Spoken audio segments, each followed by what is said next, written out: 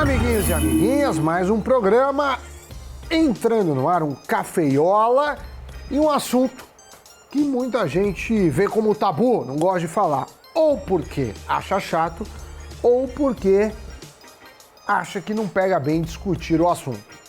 Só que para não dizerem depois que eu não avisei, cá estamos para fazer um trabalho necessário para a nação de cafeiners, de investinewers. Pode usar esses termos, Doni? Como anda você? Pode, Sammy Boy, tá autorizado. Salve, pessoal. Olha, é um assunto um tanto quanto delicado, polêmico, mas por que não falar sobre isso, né? Pelo menos aqui a gente vai falar. Até porque quem tem investimentos na carteira vai ter que dividir eles todinhos, dependendo do tipo de regime que escolher. Logo, você tem que estar completamente ciente, porque depois pode ser tarde demais.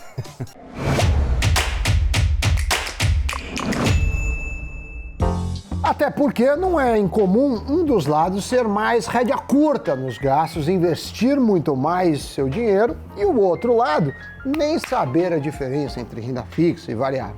E tem muitos casos em que um dos lados sai em desvantagem. Mas enfim, temos no Brasil 4 regimes básicos que vamos explicar um por um.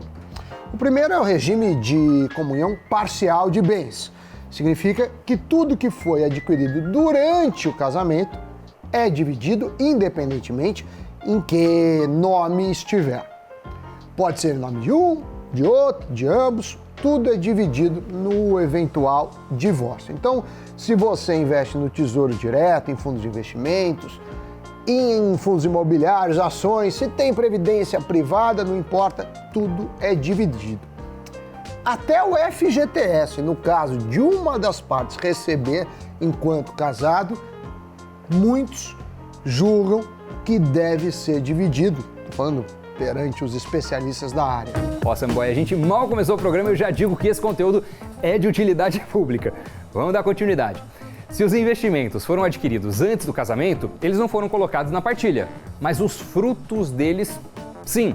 Isso significa que mesmo que os investimentos sejam anteriores ao casamento, a divisão dos rendimentos que eles tiveram pode vir a ser pleiteada na justiça. A gente está falando dos juros, os dividendos, juros sobre capital próprio, valorização das ações e por aí vai. O resultado depende do juiz do caso, é assim que funciona. Por outro lado, se as aplicações foram adquiridas durante a união, essas também vão fazer parte da divisão. Então, o seu parceiro ou parceira vai ter direito à metade. Agora suponha que um de vocês faça um saque do montante da previdência privada.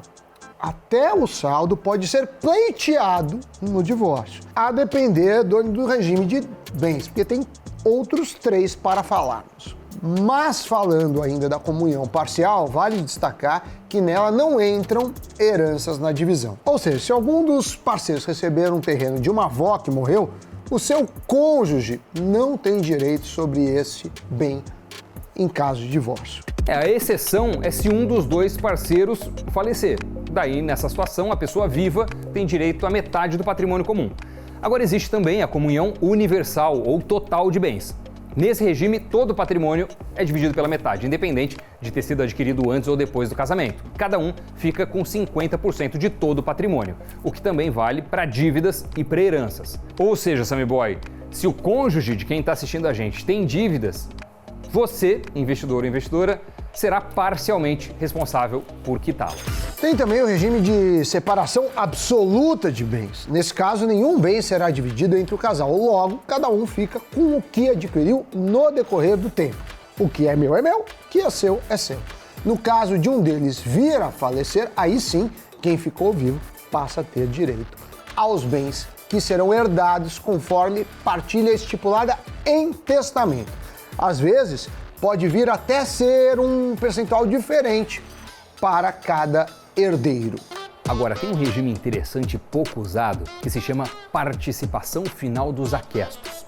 Nele, os bens não se comunicam durante o casamento. Logo, o que é seu, o que é do outro. Mas na separação, os bens que foram adquiridos em comum são divididos como se fosse o regime de comunhão parcial de bens, ou seja, 50% para cada.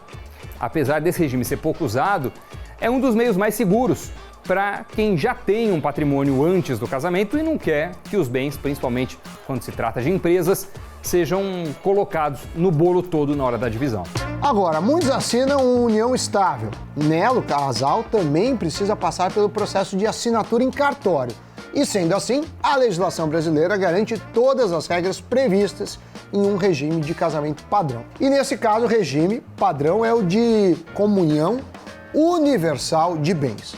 Só que muitos não se atentam para isso. Outro ponto, Doni, é que na união estável, a depender do juiz, pode haver diferentes interpretações do direito de cada pessoa envolvida no relacionamento. E é isso que vamos saber com o advogado Gabriel Santana, já que é um formato de união que vem crescendo bastante no país, em especial nos casos de união homoafetiva. Pode rodar a entrevista. O conceito de união estável, assim como o conceito de família, mudou muito com o passar dos anos. De modo que hoje a gente praticamente não encontra distinção entre os efeitos de uma união estável quando reconhecida em relação a um casamento que é revestido de uma formalidade. Tanto que, assim como no casamento, hoje é possível fazer a opção por um regime de bens na união estável. Hoje, a maior diferença entre a união estável e o casamento, de fato, é a forma de prová-la.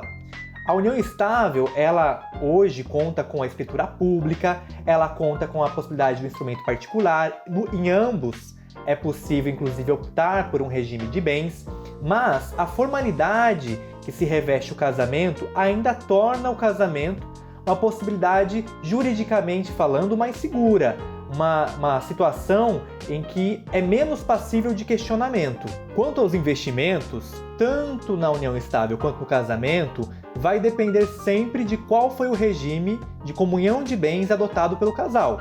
No caso da união estável, assim como no casamento, quando não há pactuação pelo casal por um regime especial, por exemplo, da comunhão universal de bens, o regime que será aplicado, na ausência dessa manifestação, vai ser o regime da comunhão parcial de bens. Então, para usarmos como exemplo esse regime que hoje é o mais comum no Brasil, se eventualmente o casal se divorcia, os companheiros não terão direito às ações, por exemplo, que foram adquiridas pelo outro companheiro antes de se constituir essa união estável. E aí, por isso que nós falamos lá atrás que a questão da comprovação de quando essa relação de fato se iniciou, ela é um tanto mais frágil na união estável e passível de questionamento numa situação como essa. Agora, em relação aos frutos que essa ação, esse investimento gerou ao longo dessa relação, isso sim será possível com que o companheiro venha requerer, por exemplo, a divisão, seja judicialmente ou seja mesmo extrajudicialmente. Ele passa a ter direito a esse rendimento, né, que foi propiciado pelo investimento em si. Valeu, Gabriel. Muito obrigado pela participação aqui no Cafeína. Bom, olha, caso você queira rever o tipo de comunhão que você assinou, dá para rever isso, hein? Só que os dois têm que estar em comum acordo. Não vai achando que você pode aparecer do nada lá no cartório, pedir para mudar sem o seu companheiro ou companheira saber.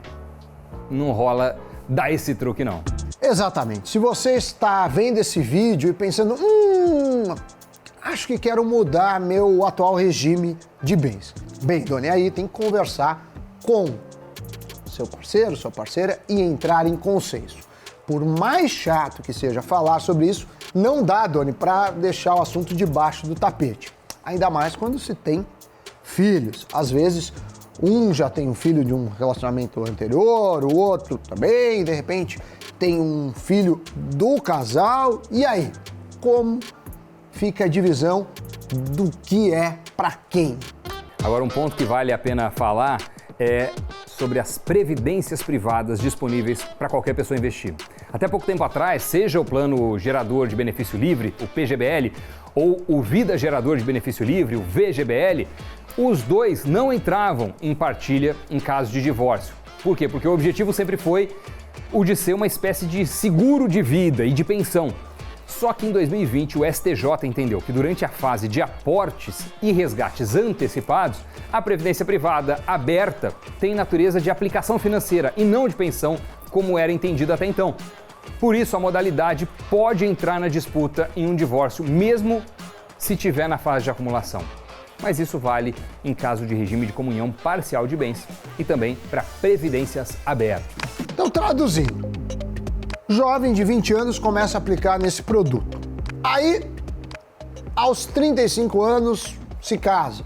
Aos 50, se divorcia. Todos os aportes realizados nesses anos, assim como a rentabilidade do fundo durante esse período, deverão ser divididas neste caso específico que o Doni citou. Por isso, muitos advogados indicam ou recomendam que se faça um pacto pré-nupcial. Nele dá para criar as suas próprias regras. E como isso é feito em comum acordo, acaba gerando até mais confiança. Engana-se quem acha que isso é só para milionários. E, no meu entendimento, isso deveria ser encarado como um planejamento financeiro e não como uma polêmica, como um tabu. A verdade é que ninguém entra num casamento já com a intenção de sair dele. Mas é melhor prevenir do que remediar. É um assunto chato pra diabo. Eu já fui casado, já fui casado, sou casado, mas já fui casado anteriormente também, né? Já tive um divórcio. E olha, esse é um tema que realmente falar com sua parceira, seu parceiro, não é moleza, mas é necessário. Fazer o quê, né? Você tá entrando no casamento, é aquele momento de alegria, de entusiasmo, mas já tem que estabelecer ali o acordo, as regras, no caso indesejado desse matrimônio se dissolver. Enfim. Dito isso, Doni, só me resta chamar Giro de Notícias. E o presidente executivo da Tesla, o bilionário Elon Musk, disse que precisa cortar cerca de 10% dos empregos da maior montadora de carros elétricos do mundo, após ter um pressentimento ruim sobre a economia em um e-mail enviado aos executivos da empresa. Com isso, os papéis da montadora de elétricos caíram cerca de 9% no decorrer da última sexta-feira. O coordenador do Real Digital, Fábio Araújo, revelou que o Banco Central terá total controle sobre o dinheiro da população no Real Digital e, com isso, poderá travar o saque das pessoas e congelar ou adiar o resgate do dinheiro. O Real Digital, a versão digital da moeda brasileira, vem sendo debatido no Banco Central desde 2015 e terá seus primeiros testes em 2023. Os consumidores relataram que perderam mais de $1 bilhão em fraudes vinculadas a criptomoedas de janeiro de 2021 a março deste ano. O valor médio perdido foi de $2.600, disse o regulador dos Estados Unidos, citando 46 mil pessoas que relataram ter sido fraudadas. As 3 principais criptomoedas que os consumidores usaram para pagar golpistas foram Bitcoin, Tether e Ethereum. Esse foi o nosso Giro de Notícias, este foi o Cafeína de hoje, um assunto importantíssimo, espero que tenha contribuído para você, para o seu futuro ou pelo menos para o conhecimento da situação em que você se encontra hoje. Não se esqueça de retribuir se inscrevendo no nosso canal, deixando o like e quem sabe comentando aí também. Certo? Chega, Sammy Boy. Tchau, tchau. Tchau, pessoal.